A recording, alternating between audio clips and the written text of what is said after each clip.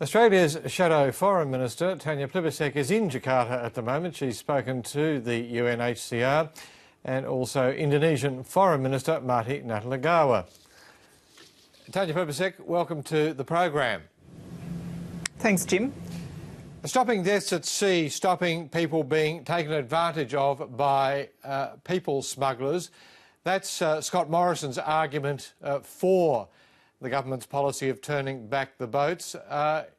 Do you agree with the UNHCR that this breaches the Refugee Convention, or are you just simply opposed to it on other grounds? Well, I guess the difference between the government's approach and Labor's approach is we've sought to work cooperatively with the Indonesian government. I'd say that ending visa on arrival for Iranian asylum seekers has been probably the largest contributing factor to reducing the flow of people using people smugglers to come to Australia by boat. And we did that in cooperation with the Indonesian government.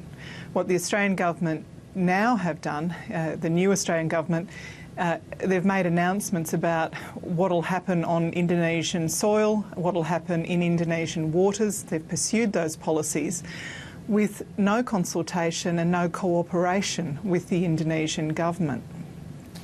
But it is the case, is it not, that Scott Morrison is right that deaths at sea have stopped, that this has had an impact on the flow of asylum seekers and therefore reduced the number of people being taken advantage of by people smugglers?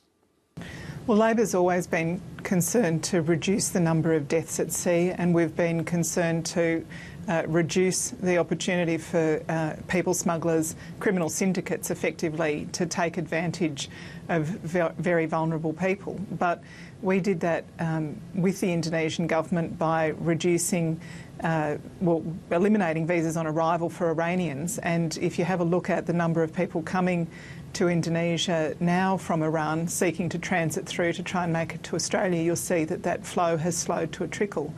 So I'd say that that's been a very important part of reducing the risk of deaths at sea. But the point I'd make about it is that we've done it in cooperation with our neighbour rather than unilaterally embarking on policies that have caused friction between our nations.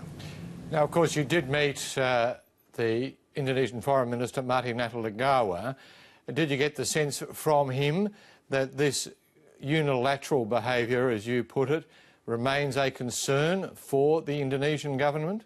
The feeling from everyone, including the Indonesian Foreign Minister, is that they have strong affection for Australia and they want to see the relationship return to its normal footing quickly as well. It's in Australia's interests and it's in Indonesia's interests to see the relationship back to normal. I'd certainly like to see an Indonesian ambassador back in Australia as quickly as possible. I'd like to see cooperation restored in the areas where cooperation's been suspended. Dr Natalegawa did say this week that negotiations on that very question were progressing. You said a couple of months ago that Australia and Indonesia were in open conflict. If what Dr Natalegawa says is true, it would suggest that that phase at least is over, that things are improving. Look, I'd be delighted if we could resolve this tomorrow, and my urging when I've been here and my urging at home to the Australian government has been that we need to sit down and talk this through.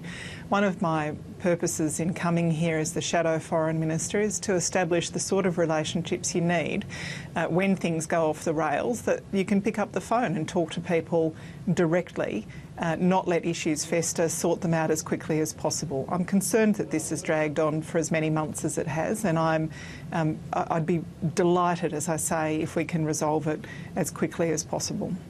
Tanya Plibersek, we'd better leave it there. Thank you very much indeed. Thank you, Jim.